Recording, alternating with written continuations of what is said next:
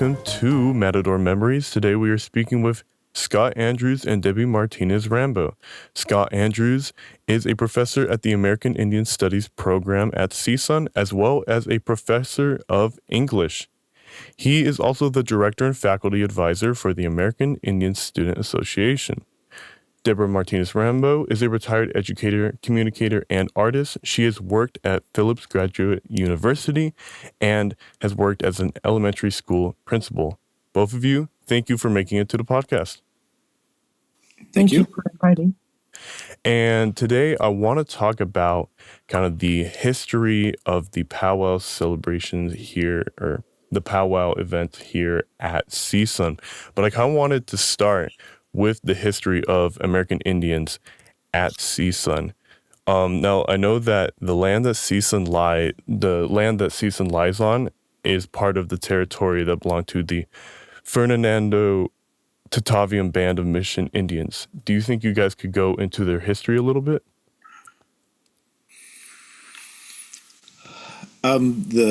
So the Fernando Tataviam Band of Mission Indians, their tribal administration office is over in San Fernando. Mm-hmm. And that's why that name that they have is because they were associated with the mission of San Fernando. And you find that consistent in California, where tribes kind of got renamed, or at least named by the dominant culture according to which mission they were associated with.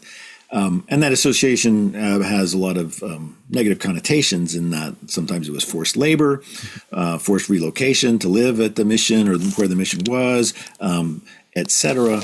And so you see increasingly more tribes, I think, are moving away from that naming, right? They don't want necessarily the mission to be part of their name. They want the name in their language.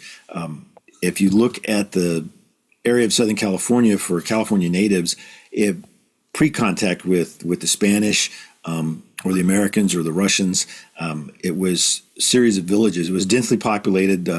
California was a really densely populated part of the continent before colonization, and many villages throughout. And so some of those villages show up in place names like Tahunga.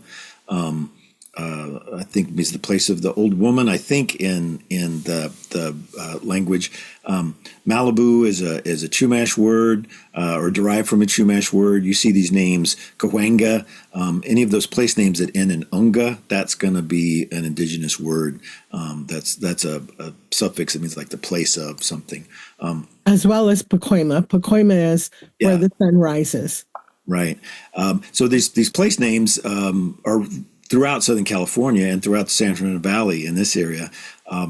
And so if you were to talk to the Tataviam people, that even that appellation of Tataviam, that's not something really they used for themselves before contact. They didn't have a word for you really were from villages, and that's where you traced your family line through. And when you talk to, what I've been impressed by with my interaction with Tataviam people is how much they know about their ancestry and how much they can tell you, well, my mom's line comes through that village, and my grandfather's line comes through that other village, and they know all the different villages where they were and the histories of the families that come through them.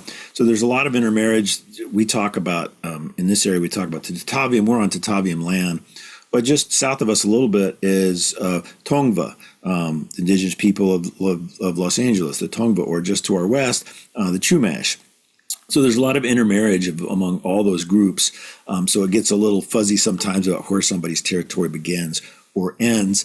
And when the land acknowledgement statement that the university developed in consultation with the Tataviam, I would usually give a little history lesson with it, because it mentions the Sesevunga, which is really Porter Ranch. Where Porter Ranch was a village, Sesevunga, which means the place of the sycamores. And so the people who are from that place are the Sesevitam. And so our land acknowledgement acknowledges the Sesevitam, the people of Sesevunga, and their descendants, some of whom became Tataviam, right? So we sort of go through this history lesson. Where CSUN is, there wasn't a village. The valley, San Fernando Valley, was kind of a open territory. Not many trees here back then. It was hunting territory. And there's not really a water source near CSUN, so there'd be no reason to have a village here. But so that gives a little bit of when I do the land acknowledgement, I give a little bit of that history.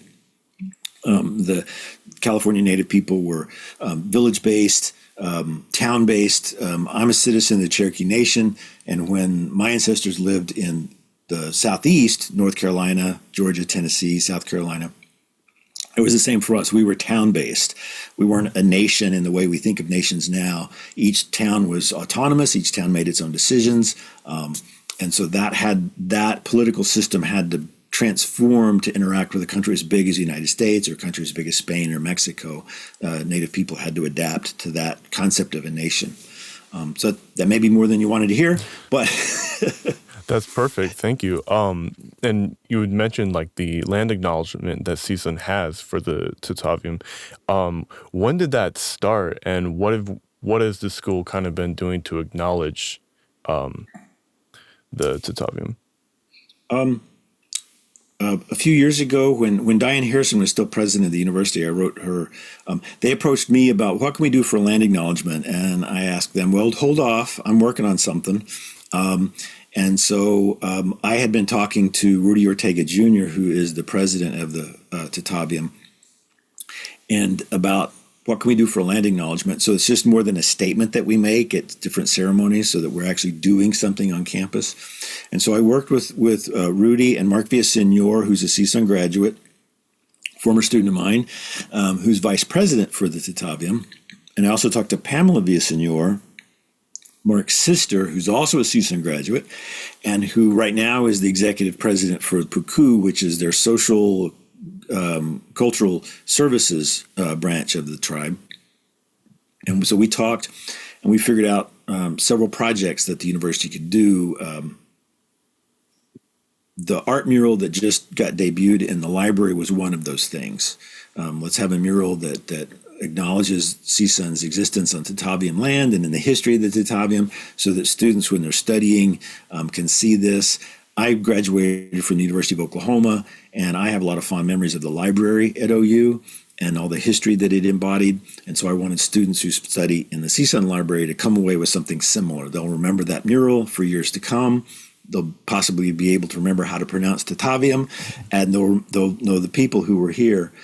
We also proposed indigenous plant zones on campus, like area for deergrass, area for sage, things like that. That hasn't happened yet, partly because the Nat Zappia, who was the director for the Center for Sustainability on campus, passed away very suddenly. And he was working on that project with Jesus Alvarez, who's a Tataviam citizen and Tataviam senator, but also one of the employees, one of the officers in the financial aid office on campus, right? And he's a plant guy. If you talk to Jesus, you go to his house, it's like a jungle in his backyard. He knows all about Southern California plants. He's a plant guy, and so he and Nat were working on that. That's kind of taken a step back with Nat's passing. Some naming on campus of maybe a building, we haven't done that yet, and a fee waiver to try to get a fee waiver for Tataviam citizens. That hasn't happened directly. What we've done instead so far is work with Bridge to the Future, which is a program that works with Canoga Park High School and brings in a cohort of Canoga Park High School students who get a fee waiver for their 4 years at CSUN. And so we've worked with them to recruit Native students. The Tataviam have an office called the Education and Cultural Learning Department, where they do a lot of tutoring for Native students in Los Angeles County, not just Tataviam citizens, but just Native students. And so we recruit students from that to kind of join that cohort. So they don't have to be Tataviam citizens, but it's a Native student who's entered and gets a fee waiver for their time at CSUN. And so there's been 2 or 3 students who've come through that way in the last couple of years. So those are the 4 major things that we proposed. And a couple of them are sort of happening, and a couple of them are still in process. And then there was the statement that the Tataviam more or less wrote for us. I asked them, how do you guys want to be acknowledged? How do you want us to honor you? And so they wrote that for us. Mm-hmm. I'd like to hear from Debbie. Was at CSUN before people talked about land acknowledgements, and what was it like when you were here, Debbie, as a student? And was the university reluctant to acknowledge Native students? Did you have to make a lot of noise, or did they want? How cooperative were they making your presence known?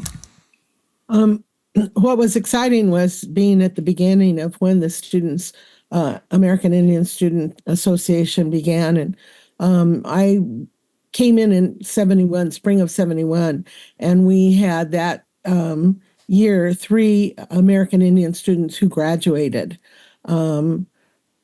as a senior. So I got to overlap with them one semester.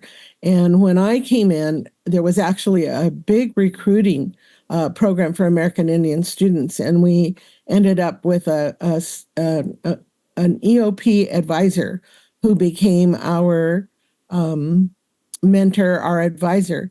And there were 22 of us that she actually was able to recruit. And we had, when I went through, and I graduated in 1975 with my bachelor's degree. At that time, we had 22 American Indian students. The majority of them were from 5 different states and from different various reservations. But we actually had 2 student recruiters. One was my sister, and then the other was Bill Gibbons. And they both were recruiters for Cal State Northridge as students. And they'd go out to different states, different high schools, to Sherman Institute, to Riverside, to the Indian School, high school, to recruit students. So we were extremely active. And at the time, because it was the end of all of the moratoriums and everything that we held through EOP and recruiting African American, Asian, Chicano students on campus, we also got included in that along with Hawaiian students. And so I think it was just a perfect time for us to be able to get students from different diversities on the campus. And so we actually had, along with the Chicano house, we had an Indian house also. Where was that? That was over by where the Chicano house is now. Oh, I know. It was where the student, where the preschool is Okay. on campus. Mm-hmm. Okay. Yeah, that was where the old houses were. And so we actually had that before we were given that house. And that house we were given, I'm going to say in 73, if I remember correctly, maybe 74. In 74, because in 71, 72, 73, we used to have to meet in Sister Grace's office. It was just an office? Yeah, just an Wow. office. We'd all cram in there. And Debbie, tell Matthew really quick who Sister Grace was. Sister Grace Ann Rabidou was Chippewa, and she was actually a nun who happened to be picked up by Cal State Northridge to be the American Indian EOP advisor and person that we would go to for EOP. I wasn't an EOP student, but I participated in everything that they had.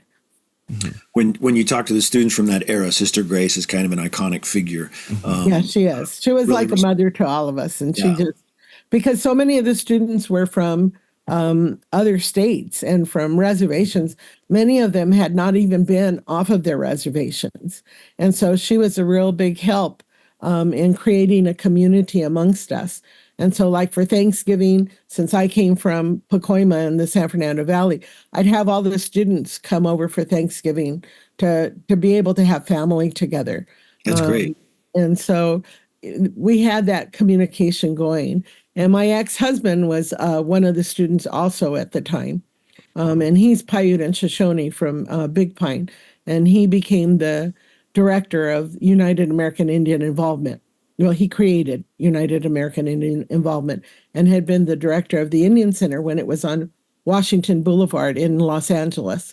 Oh, wow. In 74. United American Indian Involvement, Matthew, you'll hear referred to as UAII. It'll get shortened to the acronym. And it's in downtown Los Angeles. And it's kind of a social services, education, programming. Do they still have a continuation high school at UAII? Yes, they do. And they have the health program now.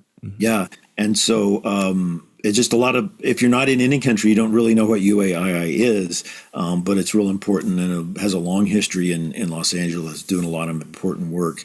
And actually, a lot of the indigenous people who come from reservations know UAII because Dave was on the government health program to start mental health and physical health programs on the different reservations. Yeah. And so they all knew Dave Rambo's name and knew that he came from UAII to help start all of the different reservation health centers that they have on the different reservations. Yeah, honestly, some of what Debbie's telling me is news to me because I didn't know we had an Indian house back then. I didn't know that we had a space on campus.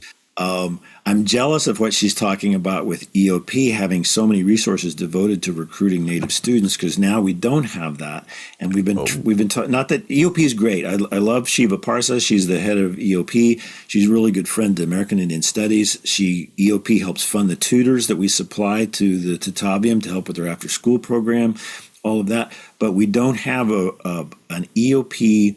EOP stands for what? Educational Opportunity Program. Right, correct. We don't have an EOP advisor devoted to Native students.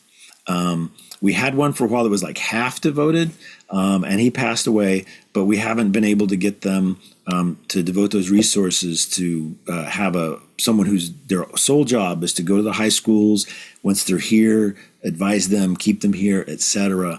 Because Native American people make up like 1% of the whole population of the United States, but far less than 1% of the college population. Right. And so they're underrepresented in that regard. And having resources in EOP would be wonderful. I'm jealous of that era that Debbie's talking about. And actually, at the ACE American Indian Program board meetings, we've been discussing that and the importance of what that plays in recruiting more American Indian students on campus. So the last two monthly meetings, we've discussed it. So what Debbie's referring to is she's on the like an advisory board for the American Indian Studies program. She's one of the community members. Are you an alumni or a community member or both? Sort of what's both kind of. And so the current director is Teresa Williams-Leone. I was director for about a decade, and I'm in the process of retiring. And Teresa Williams-Leone, when she came in, she kind of expanded the board to more consciously include community members and alumni, et cetera. And so Debbie's always been a friend to me and helped me with the powwow and other things, but I didn't have that official role for her. And so Teresa and her wisdom created this kind of official role for Debbie and some others, which is great, which is wonderful. It was a great idea. I should have done it a long time ago. I did want to ask, actually, you had mentioned the powwow. How did that get started? Because obviously later the American Indians program started, and then I believe the powwow, the annual event started happening because of that. Can you guys tell me how that started and how it's kind of evolved? It's still happening to this day. So that would be Debbie. Yeah, as students, I'm sorry, mute me for a second. Oh, okay. So while she steps away, so are we gonna pause in the recording? Are we gonna edit this after? We'll edit this after. Okay. Is that okay, Brian? Yeah. All right, cool. Yeah. Here she is. All right, cool. We're back. We are. Sorry about that. Right. Yeah. So in '78, at that time, I was getting my first master's degree there on campus at CSUN in education, elementary, in bilingual cross-cultural education. And so I was still an active student. And at that time, we decided to do a powwow, but it was not a powwow for the community as much as an exhibition powwow is what we called it. And we invited, UAII sponsored it with us. I'm sorry. The Indian Center of Los Angeles. Southern California Indian Center, or the Los Angeles. Okay. The one that was on Washington, because that was Dave's last year as the director of the LA Indian Center. And so they sponsored it along with UCLA, who had another alumni from Cal State Northridge. And so he agreed to bring dancers because they had, following how we recruited, he did a fabulous job at UCLA recruiting American Indian students. And so they had a troupe of about 5 dancers that would go out and do exhibition dancing at different locations. So they agreed to come out, and we held it which is really funny because in front of the Oviatt Library was grass at the time. I think they had just opened. I'm not sure. I don't quite remember, but they had opened already, Oviatt Library. But in front of Richfield, and we used to just call them the Sierra Hall buildings at that time. And so when the Richmond building name came up, it was like, where is that? I said, we're in front of where the elevator is of the Sierra Hall building, because in there was the Chicano Studies department. And so they worked very closely and supported us as American Indian students. And we were able to cross different program requirements to be able to get our minors and majors classes into them. And so we ended up having a one day, all day, starting in the morning until about 5 o'clock at night, a powwow. And that's where the birth started. And then from there, we went to the field out off of Zelza, where the gym is now, the new, I don't know what you call it. Oh, Back the then we SRC. called it the gym. The SRC, yeah. Oh, and then they also had the soccer field like across from it, yeah. Right. Well, that was all grass. And so we Okay. held a 2-day powwow out there. Wow. And I know that you had mentioned Tony Hawk, and it had been years since I heard Tony's name when you mentioned him earlier, Scott. But that's where we held the powwow and had a 2-day over Mother's Day. So it was considered a Mother's Day powwow for 2 days, Saturday and Sunday. She's referring to Tony Littlehawk, who's a dancer, not Tony Hawk the skateboarder, but Right. Tony Littlehawk, Oh, no, Tony the Littlehawk. fancy dancer. And a little bit of what Debbie's talking about is the powwow has been much traveled on campus, right? Yes. The first event that she was talking about was held there in Sierra Quad, right, in the central part of campus, and then she talked about them moving over to what is now the Student Recreational Center, et cetera. When the powwow went dormant for a while in the 90s, and then it was revived by a set of students around 2002, and we held it where the Soroya Performing Arts Center is now, right? Correct. And then we moved over to what is the Orchard, right? The what was called the Faculty Club. Correct. And then we moved up to north side of campus across from the Chicano House and what is now the Central American Studies, American Indian Studies Community Center. We call it La Casita. It's the little house, right? Now that's we keep getting sort of moved as they build a new building. We have to move the powwow to a different place. And now the powwow is back where it began, right? Okay. Now it's back in the quad where it first began. And when we first started looking for a space to have it, I went to the dean and I said, look, you guys keep kicking us out of wherever we have the powwow. And she says, well, we would like to have it back in the heart of campus again, where the first one was. And so that's hopefully our permanent home is there in the quad. It'd be nice to maybe have it at the athletic fields because of the lighting, et cetera. But I like having it right in the heart of campus too. It's a nice message, right? Mm-hmm. I think for a little bit, we even went out to the Devonshire Downs. Oh, wow. Okay. If I remember correctly. So Matthew may not know, there used to be a horse track here in San Fernando Valley. Devonshire Downs was a horse race. Oh, wow. Here in I've never seen it, but I've never seen pictures of it. I still want to get pictures of that Indian house that Debbie was talking about. We need to get find some pictures of that. Of course. I wanted to ask because you said when it was the first powwows, it was more like you said exhibitionist Correct. type It was of called event. an exhibition powwow. Yeah. How did it kind of evolve? Because as Scott was telling me, I think the last time we talked, it became kind of a way for a lot of American Indians from all over LA County to just come together, because they're spread out across, Los Angeles County. Was that kind of a surprise to see so much more people come, or was it something that kind of you guys figured out like, yeah, we should be, I guess, attracting as many people as we can? I imagine that first one was for students, wasn't it, Debbie? Not really for the community. Was for students and family and inclusive to the entire CSUN community. So we had a lot of spectators and people who came to watch, and we had a lot of students actually who participated who weren't Indigenous. And then, of course, all of the 22 of us and all our families, because many of the students who were there, we actually married into each other. And some came married already and had kids, which was kind of neat because we did have families that were also. But I think it came out of, in 1970, Los Angeles Indian Center actually held, no, I'm lying. I'm sorry. In 72, my second semester, they actually held their first powwow in the Los Angeles area. Powwows have been a big part of the indigenous communities for all nations for years. And at that time, it was because of the Religious Act prior to 76, wasn't it, Scott? The American Indian Religious Freedoms Act. Right.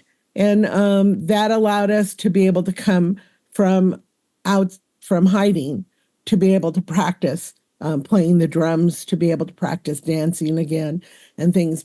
Before that, we had to hide in the mountains or go way away from where anyone could hear the drums. And so in other cities, they had started powwows. We started our powwow here in Los Angeles in 73. 72, and that was actually the head woman dancer for Los Angeles powwow was one of our students, Nancy Herod, who was from Oklahoma. She was Cheyenne and Southern Cheyenne and Arapaho from Norman, Oklahoma, and she was one of our students. And so when we were talking with Sister Grace and in the office, we were saying, well, why don't we hold a real powwow, not just exhibition, so that we can start meeting on campus. And that's how we first started talking about the powwow being held on campus. And it's for us to come together. It's the way our families have been able to survive in Los Angeles with the diversity of different nations that are represented from all over the states. And so we hold honorings during the time. We hold different ceremonies, introducing our new babies, praying over someone who may be ill in the Indian community. And so it's a way of our families gathering and getting to know each other's kids and being examples for everyone to be able to learn to dance or drum or other cultural aspects of the community. And what do you expect? What can people expect to see when they come to the CSUN powwow? Just want to cover some basics of like what happens at the powwow. Well, first off, you get to eat fry bread. We always have booths that sell the fry bread, and different vendors that sell different, from clothes to jewelry to something that you can use in your office or home.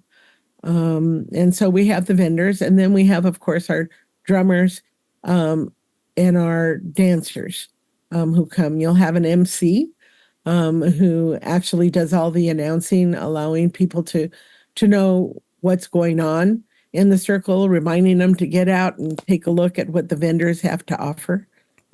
And like Randy Pico, he's our MC. He's a great guy from up north, but his tribe is down here, San Manuel. He's from that area, but he works up at Livermore in Northern California. But he comes down for the holidays, so we have him as our MC, and he does a great job of just like describing the dance that's being done right now. Here's the history of the jingle dress. Here's what a fancy dancer does, just to tell the crowd. Like, so some of the powwow is educational for the non-native people. The powwow is educational. Learn the history of the dances, and one of our goals, of course, is to demonstrate to people who don't know already that Native people exist and flourish today and have families and lives and are important parts of our community today, right now, not in the past, not in a history book, not in an old movie, but right now. And so it's educational in that way. But the MC's job is to let people know what dance is being done now, when it's okay for anybody to dance, when it's okay to take pictures and not take pictures, all that sort of educational stuff that happens for the non-native audience, but also for the native. Some native people haven't grown up within a heritage, And so they come to powwows looking for that, looking for fellow Native people to learn more about their own past or learn about their history, their heritage. So some of that happens too, and that's important function of a powwow is to bring in new Native members to the community, especially if they're new to Los Angeles or they're just new to their heritage. They didn't know their heritage before. It can serve that function too. Right. And then we also have bird singers who are indigenous to the Southwest, and they actually sing with the rattle. And so, like, one of our opening parts of the powwow is the bird singers from Rudy's, from the San Fernando group, that come and actually do the morning blessing through song, greeting everyone and welcoming them. So the powwow is not indigenous to California. Right. The powwow comes from the plains, the Kiowa in Oklahoma and Texas, Right. And then it sort of moves around the plains. And so a lot of the the music styles and the clothing styles that you'll see in the arena are mostly plains style regalia and plains style music. But bird songs is a California thing. The bird songs tell the stories of the creation of the world, and bird songs will go all night. Certain bird songs will just last all night as you're telling stories of the creation, or different events, etc. So it took a while. My impression is it took a while to get the California Native people to participate in powwows because it wasn't their thing for so long. Mm-hmm. They had festivities that were built around the mission calendar, Right. And so it even took us a while for me to convince the Tavium to come on a regular basis and participate in our powwow, because they would say, we're not powwow people. That's not our thing. And I said, yeah, but you need to. We're part of your community. You can come in. So now Rudy and Mark and Rudy's sons come out and they sing for us and they do the blessing. You'll see bear dancers, Chumash people in the arena wearing their regalia, not Western style regalia, but they're dancing with clappers, these wooden clappers that you make a rhythmic music with. So you'll see California powwows have, in the last decade or so, have more sort of seriously integrated California Native traditions into the powwow. And so for me, that's an important development. And to include that because this is their land. And I know the powwow may have seemed foreign at one point, but it was brought here to Los Angeles partly because there was so much relocation of Native people through the federal relocation program, where people were coerced to move from Oklahoma and other places to Los Angeles for jobs, but those jobs rarely materialized in the way they'd been promised. And so powwow became this intertribal way to get together and to be with people who understand you and get you and know your family story and know your history, etc. And so the powwow arrived in Los Angeles in probably the 50s or the 60s is when it would have begun, mostly by what we would call diasporic Native people who had been removed from their homelands to California. Right. Okay. Yeah, because I remember you had described it as just like essentially a pan-tribal event where it just, it's a mixing of. And you can go to other parts of the country where it's not necessarily pan-tribal. You can go to Crow Fair, where that's really those local tribes, that's their thing. And they're going to speak that language and have those songs, and it's that community's powwow. If you go up north to First Nations people in Canada, their events are more like, this is a tribal event. This is not a pan-tribal. This is a tribal event. Okay. In California, it's mostly, like I said, pan-tribal. I think when you and I visited earlier, Matthew, we talked about a movie called The Exiles. Yes. Which filmed around 59 to 61 or so by a student at UCLA. And he followed around some primarily Navajo or Dene people who had been relocated to Los Angeles and sort of wrote down their story and then wrote a film about it. And so that kind of tells their story about being located to a part of LA that's not there anymore. Bunker Hill used to be a lot of Victorian-style tenement houses, and those were all apartments that Native people lived in. And you go down, there's a really cool scene where one of the women is walking through Grand Market. What's the market downtown called? Grand Central Market? Grand Central Market. I always want to call it Grand Street Market, but Grand Central Market. That's from that era. You see her walking through that, doing her shopping, etc. So you see this moment in LA when that was an Indian part of town. And it's not anymore. Now it's a little bunch of high rises and things. But that's that moment when the powwow starts to arrive here, is with that population. It's kind of to me, it's kind of a sad movie, but it's an important movie in that it documents this moment in history of Los Angeles history. Right. Exactly. And that also is why the LA Indian Center was downtown. Yeah. And also UAII started on Winston, which was downtown, because the Skid Row area is the second place that Indians ended up being, which is why we're called urban Indians, because it was really urbanized there downtown. And then in the 60s and 70s, late 60s, 70s, the majority of the natives that came from their different tribal nations were more in the Alvarado Echo Park area. And then several did land here in the San Fernando Valley, which is why we've always been involved. But that's because the Tatavian group that's out here has always in San Fernando opened up their community for indigenous people coming into and finding a home. Just and one thing I would say real quick for your listeners, Matthew, is there's a book called Reimagining Indian Country, which is by Nicholas Rosenthal, and it's a history of that arrival of Native people into Los Angeles and those first social programs, education programs, et cetera. He spoke at CSUN one year, and I asked him about the arrival of the powwow, and he said, that's the chapter we cut. Really? The arrival of the powwow to Los Angeles. So I've yet to find out if he's published it somewhere else.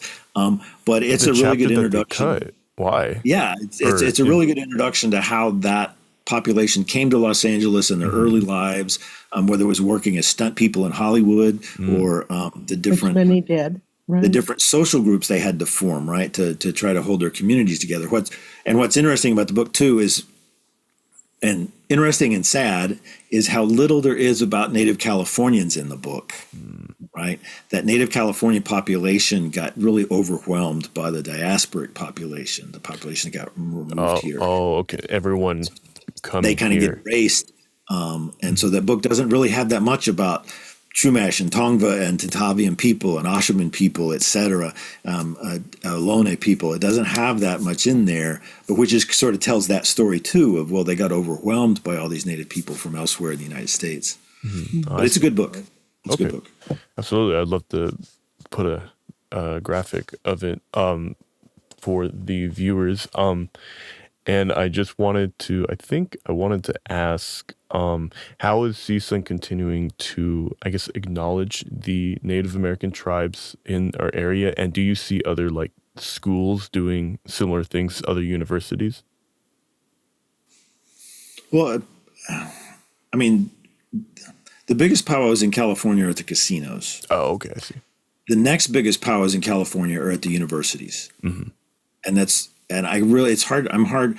There are powwows in Los Angeles County that are not university based. The UAI does one now.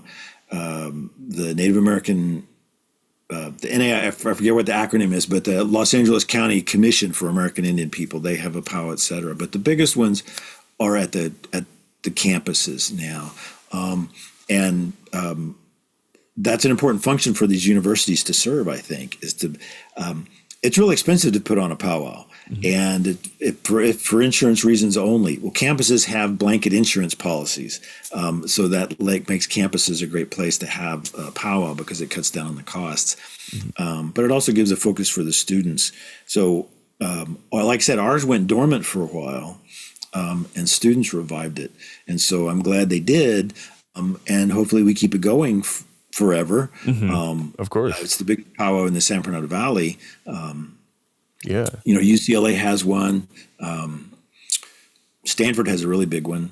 I assume UC Berkeley has one. I don't know, because they have a big Native Studies program. But hopefully it continues. Now, what we did at UC Riverside, where I got my graduate degree, is their powwow coincided with also a Medicine Ways conference where they had a day of presentations, and I would like to see that kind of develop at CSUN, perhaps, where we have not just the powwow, but also programming and things for the community and educational stuff that kind of coincides with the powwow.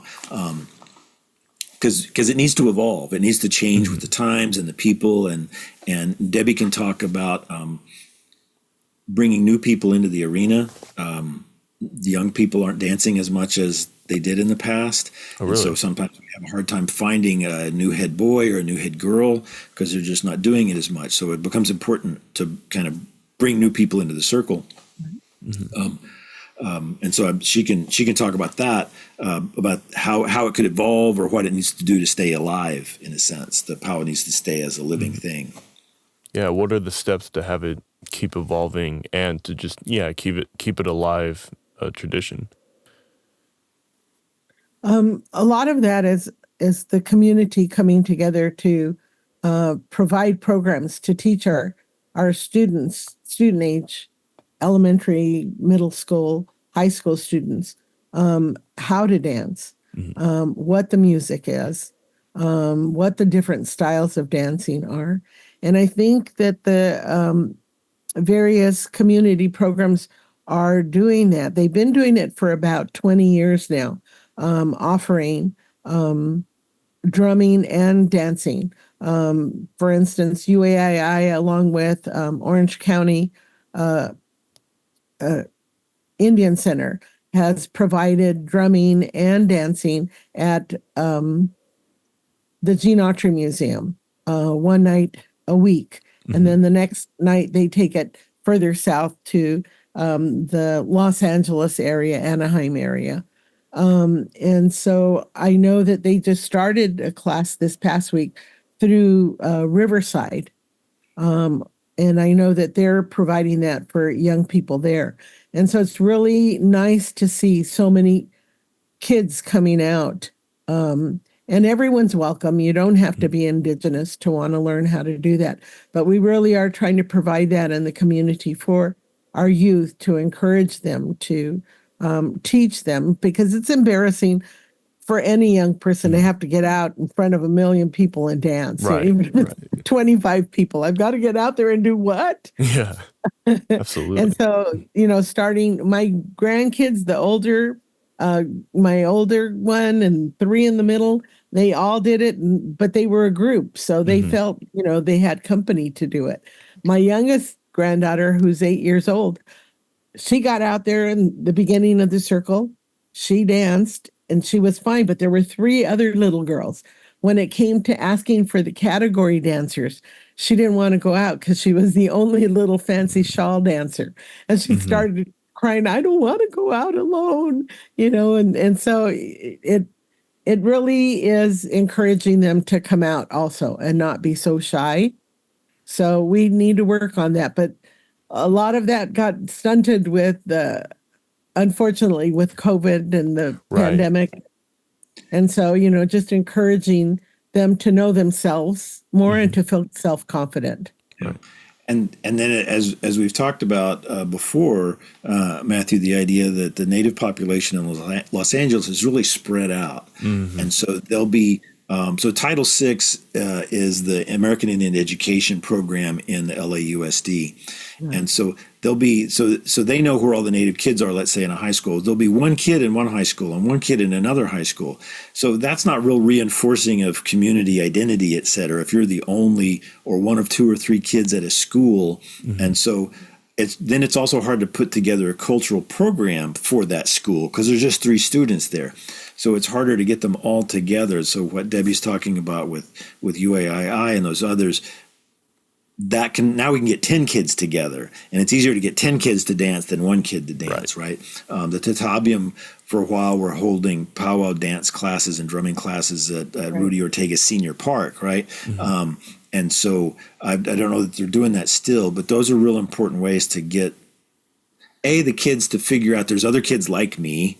That's real important. B, for them to learn, these are some of the traditions of my heritage, and I can still do these things. And then it's fun, like this year, Glenn Begay and Maxine, their son came out into the circle for the first time. That is, it was his first time to dance in regalia at a powwow. So it's kind of like a christening almost, where he comes out, all the men came out and honored him, et cetera. So those are real important events for us, but also for that kid and that family when they're brought into the circle for the first time. Right. And hopefully they stay. Hopefully they find it important and reinforcing, and they become the elders in a few decades that are bringing their kids into the circle. Right, of course. And I just wanted to ask one real quick question. When are the powwows usually hosted every year? Ours is, so far as the last decade or so, has been the Saturday after Thanksgiving. California is blessed with good weather year round, so you can almost find a powwow every weekend of the year if you look hard enough. You can. If you go to other parts of the country, that's not the truth. It's too hot in the summer to dance, or it's too cold in the winter to dance. If you go up to Canada, they have a lot of events inside a gym. Right, they'll have their big round dances because it's too cold to be outside dancing, so you're inside dancing. Their window for outside powwow is kind of narrow if you're in Manitoba or Saskatchewan. Southern California, we can dance any weekend of the year almost. Right. And we start January, that first New Year's. We have a New Year's powwow up in Fresno, and that kicks off every almost. I think there's only about 3 months that don't have one going on somewhere in California every weekend. Yeah. So ours has always been, for the last 10 years or so has been the Saturday after Thanksgiving. Partly because it's hard to find an open weekend. You got to hunt for a weekend because you don't want to step on somebody's toes and have two powwows scheduled on the same weekend in the same county, right?